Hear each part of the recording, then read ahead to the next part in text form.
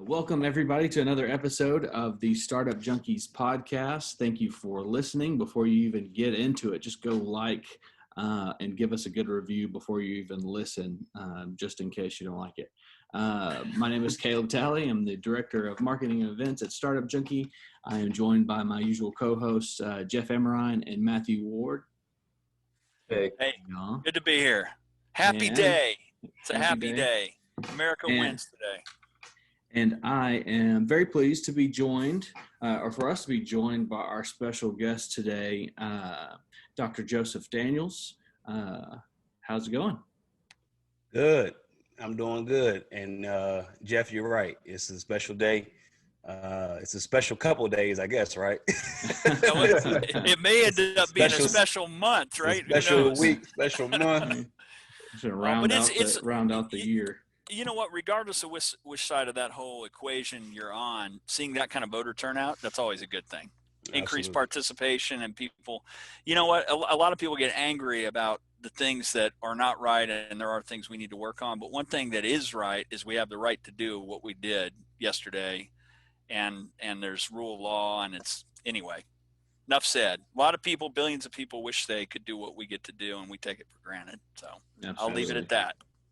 Absolutely. For sure. Well, again, Joe, thanks so much for joining us. For those who are not familiar with Joe, he's an accomplished engineer with a Ph.D. in civil engineering from the University of Arkansas. He's a community builder, and he's a friend of Startup Junkie because he's spoken at multiple of our events. And I will just start off by thanking you for that, as somebody who's always looking for good partners to collaborate on some great events. And you have absolutely provided those. Definitely, for sure. So, Joe, tell us a little bit about, I guess, what you're doing right now. Yeah, absolutely. So just a little bit of background. I'm from Washington, D.C., born, raised in Silver Spring, Maryland, right outside of D.C. I was there until the end of high school, left there, went to North Carolina Agricultural and Technical State University in Greensboro, North Carolina. Had no desire to come to Arkansas. The only thing about Arkansas I knew was Darren McFadden. and that's a good thing. Yeah, and that's really only because of the ticker at the bottom of the TV on ESPN back when I think the Razorbacks was like ranked number 5 or something. And so there were some people at the University of Arkansas who were looking to increase the diversity within the graduate studies department, the college on campus. And so they had kind of reached out during my tenure at North Carolina A&T State University, and applied to a couple different schools. This school gave me the best resources, and so this is where I came. And I've been here ever since. I've been here since 2013. Graduated with my Ph.D. December 2018. In the process, I've just been learning a whole lot about this area. Again, I come from a highly metropolitan area, and just the things that I'm seeing here are drastically different than what I'm used to from my childhood, even growing up and going to college in North Carolina. And so I just been happy to plant myself in this community, find ways to do things, and then find great partners like the three of you guys, and Startup Junkie, Conductor, all those, and who are involved, and just plugging myself in and trying to add value where I can find value to add. Absolutely. I'd be curious just to ask, in having moved from such a metro area to Northwest Arkansas, kind of the pandemic has kind of spurred a lot of people to consider that kind of migration. What are your thoughts on that as someone who's done that already? I'd just be curious to.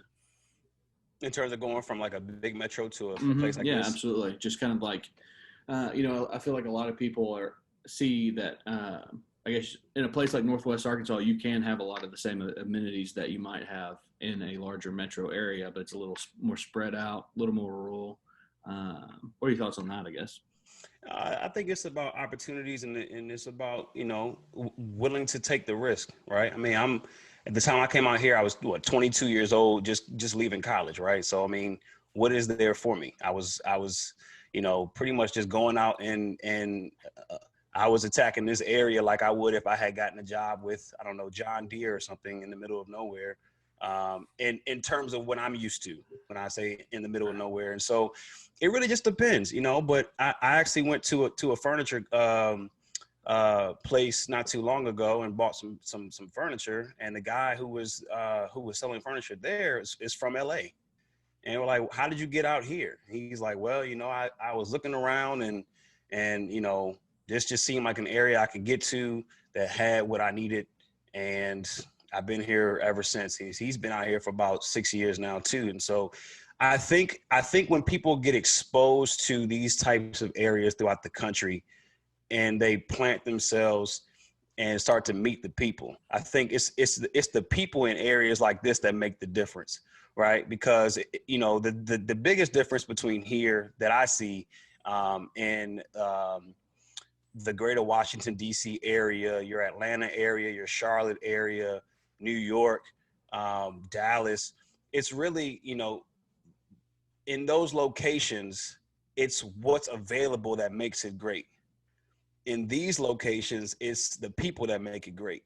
And for people who aren't used to having to go out, having to network, having to find, you know, a cohort of people to really make the space great, it can be very challenging. And so it just depends on the kind of person you are, I think, also, and making sure when you come to places like a Northwest Arkansas, you find ways to get plugged in. The good thing about Northwest Arkansas is it's not siloed as much as your bigger cities. And so your job, your status, your economics don't always define what social groups that you can become a part of in Northwest Arkansas. Whereas in like a Washington, D.C., if you're in government, you're in a governmental silo. You know, if you're a nonprofit, you tend to be in a nonprofit silo. And so it's good here because you can have a greater reach. I would, you know, to follow up on that, I spent 14 years on the East Coast, and from 1990 to 2000, worked and or lived in Washington, D.C., Baltimore, Annapolis, Maryland, that whole area. I mean, I spent a lifetime on the Capitol Beltway. I spent multiple lifetimes on the Capitol Beltway. But one of the things is it was very difficult to get to know a lot of people that were outside that silo you happen to be in for exactly the reason you described. So I was in startups and I was in tech.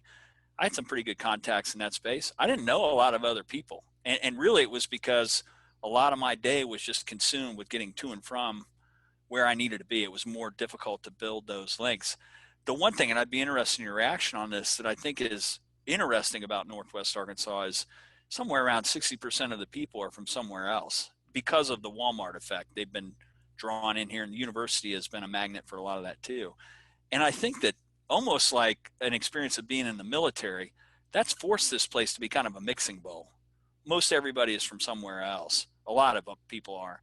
And so some of those barriers or silos that would typically be there don't seem to be there that often. People appear to be pretty approachable. And I'd just be interested. That's my perception, but I've been back here 20 years now. I'd be interested in your thoughts about it. Yeah, I would say it took me about a year to really get acclimated with this place. The first year I was here, I was really just dreading the idea of being in Arkansas. And again, I come at it from a lens of being a Black man in America. Sure. You know, when I come here, especially when I have multiple options at my fingertips every day of the week, to go to do different things. You know, and then you come here and yes, there's a lot of things to do, but it's a lot of culturally based things to do. And so if you don't fit within that culture, you don't find this area to be as attractive Sure. as you would in other areas. People, when I first got here, were making weekend travels to Memphis, to Tulsa, to Sure. Dallas, because the cultural amenities weren't always available here. And they still are trying to really get those. And there's different groups out here really working really hard to find ways to leverage the different players in the community to begin treating the culture and finding ways to make sure that the culture can become more inclusive. Because when the culture becomes more inclusive, no one wants to leave. And then when no one wants to leave, then money begins to circulate a lot faster. Because Sure. what happens when you come here, right? And you get paid here, but all your weekend dollars are spent somewhere else. That really hurts the economy of this area. But, you know, for a person like me, you know, when I was able to get plugged in, that really helped out a lot more. And then you find yourself, you know, meeting, you know, a very broad spectrum of individuals, which is also great as well. And so that's been pretty cool.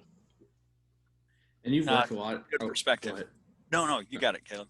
I was gonna say you've worked. You mentioned with university and trying to build diversity. I know specifically in grad programs, and I know just having read your bio before and introduced you at events that you were involved in making Bikes, Blues, and Barbecue more inclusive.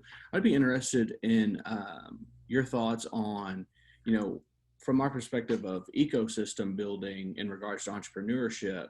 How do you approach making that ecosystem building with inclusivity kind of built in, I guess, baked in? Yeah, I mean, it just has to be at the core of what you do.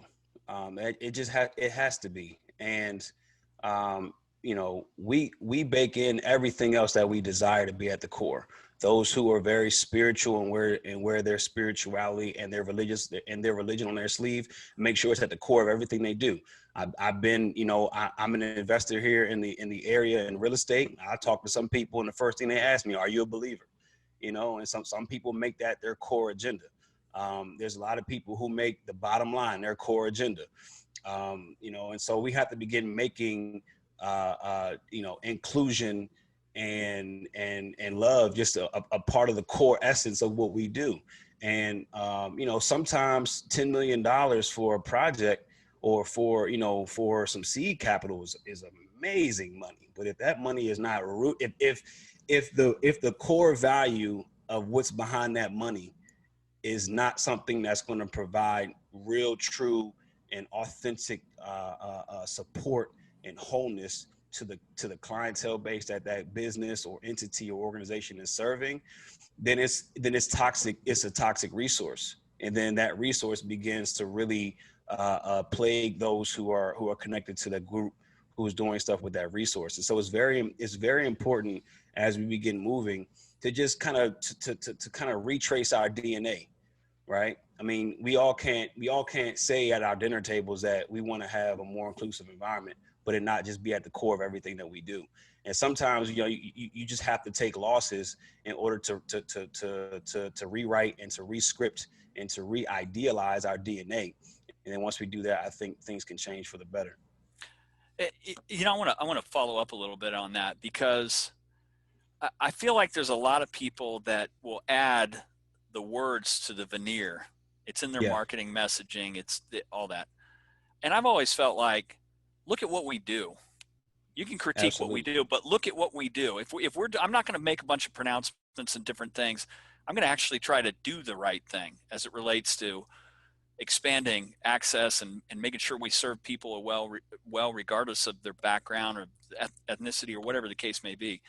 What are your thoughts on that? I mean, I'd really be interested in your perspective, because I feel like too many people just put the veneer on the website and say the right words, and you look at their actions and there's not much happening there. Oh yeah, absolutely. And yeah, I mean, right now, I spoke at the University of Arkansas's Martin Luther King Vigil in 2020. I had some choice words there too, just for the perspective of what we're doing, but never did I imagine that I was getting ready to speak to a bunch of people who are getting ready to go through a pandemic. So it makes it very interesting. Yeah. But yeah, I mean, like right now, being and is being utilized to try to paint a picture, right? And when you try to paint that picture, what you're really doing is exposing yourself for, not probably not being who you authentically are. What you authentically are is, like what you said, Jeff, it's the actions that come out, right? Like you could say a whole lot, but just don't tell me who you are, show me who you are. And then I can really understand, what it is that you do. And so that's a good point. And this is what I will say. I'm working with a group of people. They're putting together a document, and they're trying to, I guess I can say we're trying to, find ways to get people in the Northwest Arkansas area, get entrepreneurs, get business owners to begin putting their business objectives and their monies towards the things that they proclaim, right? So that those in this area, whether you be Black, Marshallese, Hispanic, and the like, Asian American, and the like, those individuals in this area, how can you begin to really and authentically and truly provide value to this customer segment, even if the customer segment doesn't really impact your bottom line if you have them or not? And I think that's the biggest piece for Northwest Arkansas right now. The Black community never really goes over 5-6% of the population here. And so if you don't feed into, you know, what the Black community needs, it won't really affect your bottom line, right? But if it's true to who you are, you have to begin saying, and you have to begin allowing people who reach out and say, hey, I have these ideas, I have these things that can bring more people to the table. And that's it. And I think right now is the best time to have that, Jeff, because as you look at the next 30 years, the amount of people coming into this area every single day, every single week, every single month, every single year, entities, enterprises, organizations have to begin allowing that to become a part of their DNA. Because if not, what's going to end up happening is these core groups that have a culture in and of themselves will begin having to find things to open and own on their own. And when those things happen and more people come in, all of a sudden you're going to have a Woolworth experience when you could be a Walmart. And right. I think when you begin adding value and you begin opening your doors and your monies and your resources to people, you'll find that those dollars continue to circulate within your community and within your organizations and entities. I want to follow up with a couple of very specific tactical things that are important to us. We actually worked, Tiffany Henry from our team worked to build, it builds on Kaufman's new business plan for America, but it's 60 different objectives in a legislative policy roadmap, essentially, for legislative agendas. And two of those I think are important for getting greater inclusion and getting the kind of reaction we want. And as an investor and somebody that's in real estate, I'd really be interested in your reaction. So one of them is, you're probably really familiar with opportunity zones, right? I have been trying to learn them. The legal ramifications around them are so big, but I remember they had some kind of event at the Entrepreneurship Hub back in 2018 that dealt with them. So that's kind of how I got introduced. Well, and I'll talk about, this is an example of well-intended program that hasn't been well executed by the federal government. So there's 9,000 of these opportunity zones that are in areas that census tracts that were socioeconomically disadvantaged. But they made the rules so complicated to where only the top 1% of 1% that have capital gains exposure can benefit from investing in businesses and opportunity zones. And it was heavily biased towards real estate. So what that did was it kind of, in many ways, amplified gentrification in these areas that needed to be redeveloped. So the same people with the same money that are making all kinds of money are investing to get this tax benefit. And the proposal we're going to try to push is, if you could allow people with ordinary income, but maybe not a lot of capital gains, to get an offset, a tax credit effectively for the investments they made in qualifying businesses in opportunity zones or in real estate, you'd have a much broader base of people. Think about it. In these areas, everybody has some money that they would invest, and if they could get an offset, a tax credit against their income tax exposure, they'd probably think about applying it towards some meaningful business that's in an area and maybe run by people of color or other folks that would qualify. So that's point one. The second point is, the Securities and Exchange Commission has got an accredited investor rule that's been around since the 70s, which was really driven by Depression era thinking. And it says you have to make $200,000 a year, 2 subsequent years, or have $1 million in net worth if you want to invest in private companies. Mm-hmm. So that limits it to a very small group of people. And it's actually the same group of people that typically have capital gains. If you eliminated those accredited investor rules, because, by the way, there's nobody checking your income level if you go to the Cherokee Casino and burn up your life savings, we ought to be able to invest our own money. It would expand that base of people in these census tracts in socioeconomically disadvantaged areas that could be investors in small businesses and startups and other things. So that was long-winded, but those are two initiatives that we think would help really increase participation, inclusion, diversity of investment. We have got to get people involved that are massively underrepresented, single digits as investors, that's women and minorities. And the only way to do that is to make it accessible. So anyway, I'd be interested in your thoughts about that. No, sorry for the long monologue. No, that's absolutely right. And I really speak I really speak from the standpoint of really trying to build up the Black community, and that's not to isolate the Black community away Sure. from all the other ones who are also fighting to have equality, equity, access. But from the standpoint, this becomes an economic battle. Over time, this absolutely becomes an economic battle, and so as we're fighting and as we're realizing, we go from era to era, everything is always wrapped around, what is the wealth gap? What is the wealth gap? And you're absolutely right. I mean, you have these opportunities, right? And even if it is just, the opportunity zone, of course, but there's these opportunities that come about, and it's raping and pillaging the Black community consistently. And you can go through it all. I mean, there's books, there's recordings, there's podcasts out here to talk about it. But that's really what it is. It's coming down to there is a large economic divide that continues to grow. And until that economic divide is called and it's a question, and until we begin opening up resources so that those who have ideas and need to begin processing those ideas to create businesses. I read a book by Dr. Jawanza. I forgot what the book was called. I'm having a hard time. I'll send it to you so you can put it in your show notes. But this book was written in 1991 when I was born. And I read the book last year in Planet Fitness on the treadmill, just to give you a little bit of imagery. But it's saying how there's a lot of Black people who begin and start businesses, but never have done anything with the business. Right. And so they don't have the experiences. And so how do we begin providing those who have the tenacity, have the willpower, have the grit, but just need access to the resources, the knowledge, and the education to make sure that they can add value to community? Like you said at the beginning, Caleb, I'm a real big, push for building community. I think when you try to create large and mass movements, those things can really fizzle out very quickly, because they're not really rooted in something that's tangible across the board.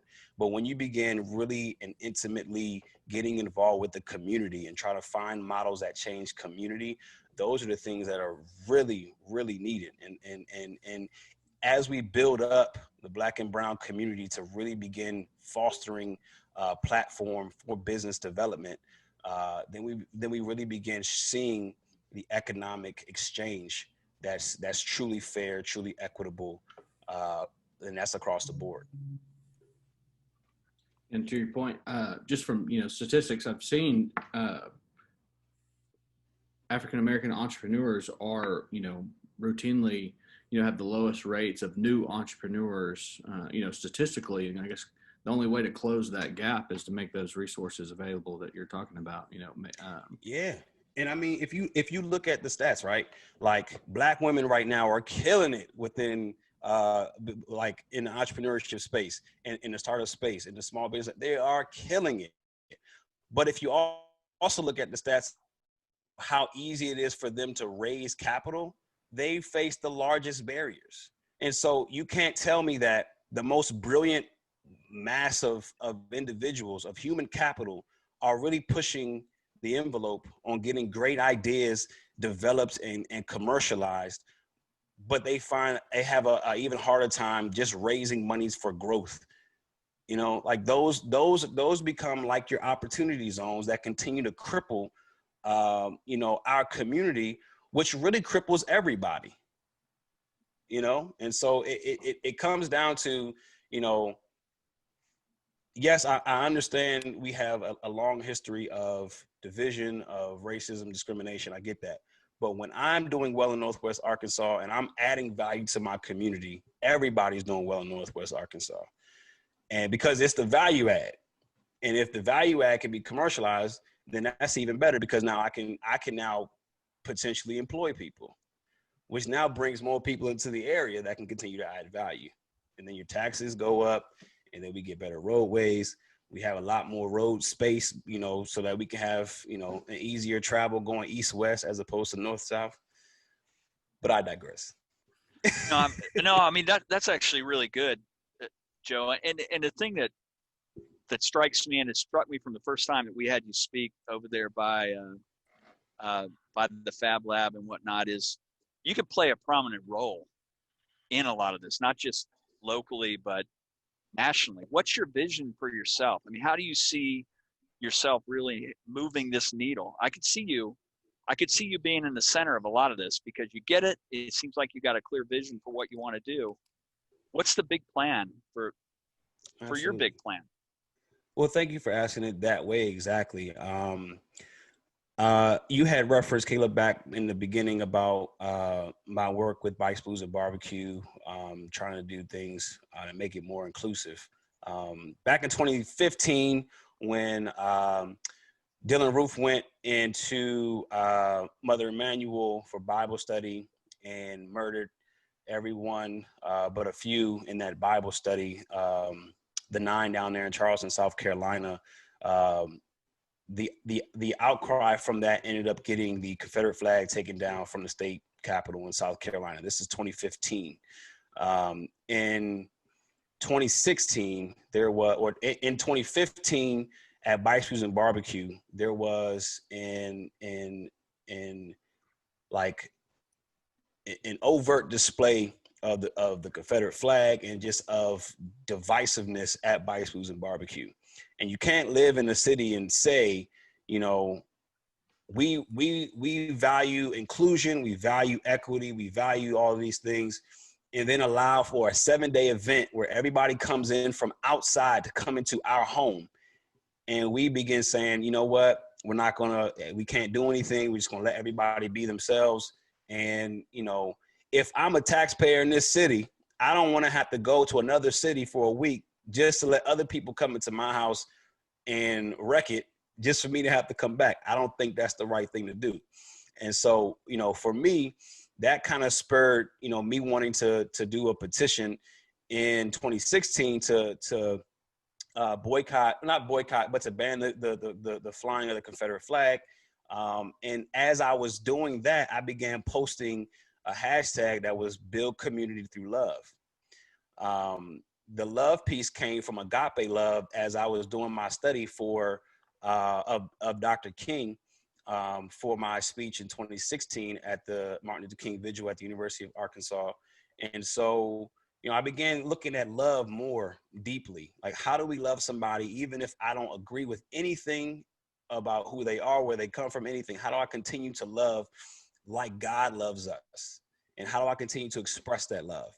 And so that hashtag over time, through friends kind of pushing me to really expand, has become Build Community Through Love as a startup group. And so I've had to get out of the idea that I can do all this stuff on my own, right? Because I was in school for 20 years, and somehow our formal education system in the United States really it pushes this individualism mindset that you can do all these things on your own. But the great ones are able to form a team and actually, you know, push things out. I've done things with you all as it comes to, you know, how do we leverage our assets in Northwest Arkansas as we go through uncertain times during this pandemic. I've done other things. I have a small conference coming up at the beginning of the year, looking at mental health. But really what I would like to do and what Build Community Through Love is going to end up being, and I'm speaking all of this into existence right now, Jeff. We can say you heard it here first, right? You heard it here first. It's really to begin identifying what do people need to survive, and then how do we begin moving them from positions of survival to begin thriving, right? Everybody needs food, everybody needs water, everybody needs shelter. And then when you look deeper into those things, there's ways in which we can continue to better the world as we continue to put people in positions to thrive. So when it comes to food, how do we begin having a large impact on agriculture? When it comes to the household, how do we begin having a better impact when it comes to energy and efficiency and housing and things of that nature? And so Build Community Love, you know, when it's at its peak, will own its own solar company, and we'll continue to invest in real estate to begin providing housing for people. And that's housing across the spectrum, being able to provide housing for that's affordable, as well as be able to do things a lot larger from a real estate standpoint. But right now, just, you know, trying to form a team, trying to continue to be involved, trying to continue to learn. There's a lot more I want to learn about the heartlands and what movements are happening in the heartlands in the next 10 years, and then being plugged in. And so my ask for you all, and my ask for you, Jeff, is to continue to get me plugged in, to see the right people, meet the right people, so we can continue to make sure that we are catering to the needs of the people. Because when all of us thrive, this country, as well as this community, will always be a better place. Well, count on it. And the one thing that's striking about the way you approach that answer, and you could disagree with me, it seems to me that you're approaching this problem solving like an engineer would.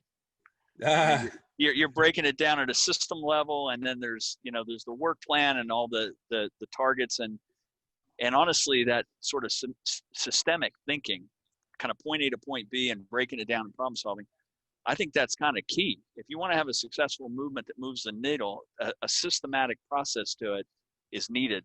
And so, you know, whether it was destiny or fate or preordained in some fashion, I think you're the right guy for the right time to be able to move the needle on some of this. Absolutely. And Matthew is, I know, itching to ask a question. I've been shutting him out the whole time. So I'm going to turn it over to Matthew to ask one.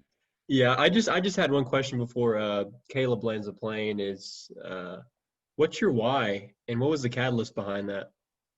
What is my why, man? That's amazing. So my dad is a pastor in the Washington, D.C. area. And so he's been a pastor since I was 1 year old in there. So, and we've been at the same church in Washington, D.C.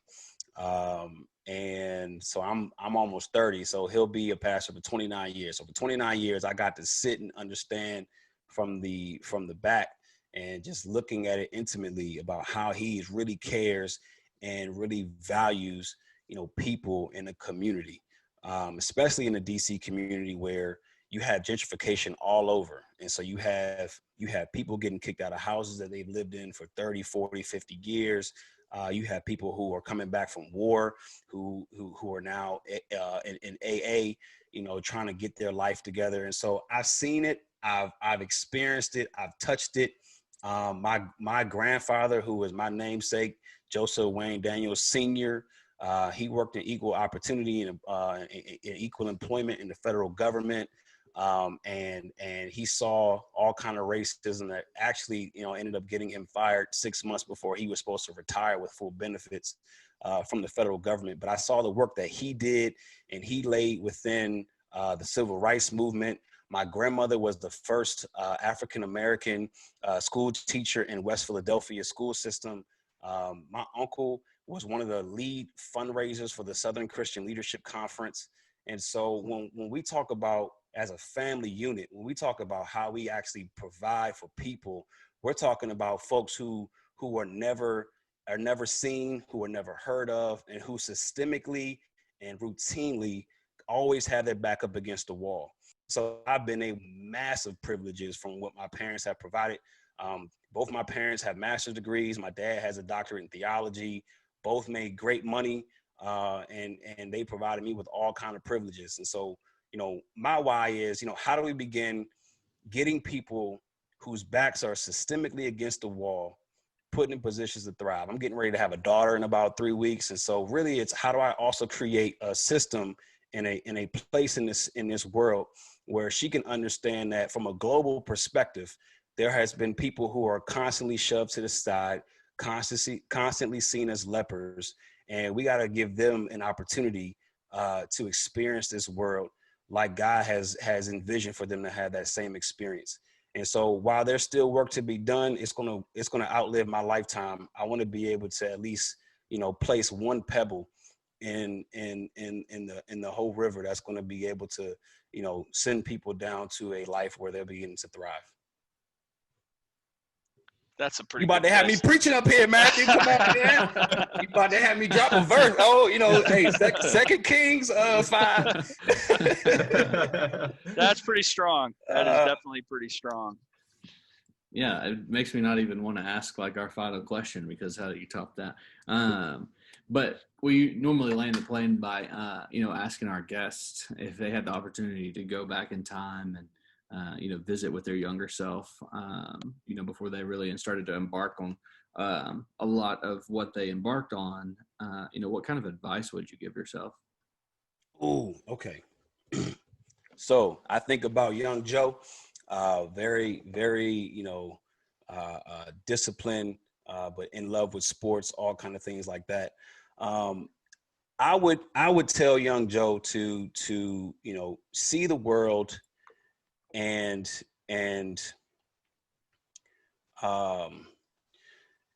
not to allow other people caught in this system who have been brainwashed in this system of white supremacy, of discrimination, of all the isms, to be able to see the world and say, okay, take a step back and just realize who you are, where you are, and how you have been positioned. And when you do that, you won't get so caught up in all the formalities of what we want our people in this country to be, because they need to be able to fit a certain mold. If I had to answer this question to be very, very blunt, I went to college for 10 years, right? Started in 2009, technically finished in 2019. And it was in 2018 where I realized that, we're really being put through, this conveyor belt to become employees. And so I would tell young Joe, as he's come out of high school, begin thinking of ways to employ people. Begin using your mind to solve problems. Don't force yourself to get A's in a system that's going to continue to keep you locked into as an employee, because your mind is so powerful. And if you use your mind, you can always be an employee, but you can also be someone who can really affect change and who can provide ideas that solve and can provide real solutions. And so I don't even know if that's even a real answer, but no, that's you concluded with the definition of the entrepreneur's mindset, that being dissatisfied with the status quo and figuring out how to kind of be the master of your own domain. I love that. That was really strong. See, you said that in like 3 words, and it took me 30 minutes. Well, hey, that's why you are where you are. You know what? You got your money's worth on the doctorate, right? That's it. And look, you can't take it from me neither. So that's right. I'm still happy I got it. But that's right.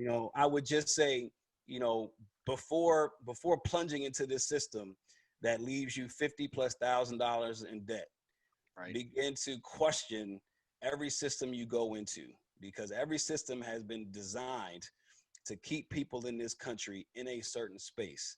And before we start crying white, black, understand who you are, what you are, and what part of the system you're in. And if you're a pawn, try to find a way to become a bishop, because if you can't, you'll continue to go down the same path that you've always been down. And we got to wreck this system so that, we can be put in a position to thrive. That's great. Final question. Where can people contact you or find out more about the important stuff that you're working on? Absolutely. Podcast myself is called the Build Community Through Love Podcast. Build Community Through Love Podcast. We're on Spotify. We're on Apple. We're on all the different places you can find podcasts. You can also go to my website, buildcommunitythroughlove.com, and then you could reach me at joe@buildcommunitythroughlove.com as well. I'm on Instagram and on Facebook as well at Build Community Through Love. So go ahead and look, subscribe, hang out with me, and let's have great conversation. Let's figure out how we can build. Joe, thanks so much for coming on. Fantastic conversation. Talk to you soon. All right. Continue. Appreciate it. See ya.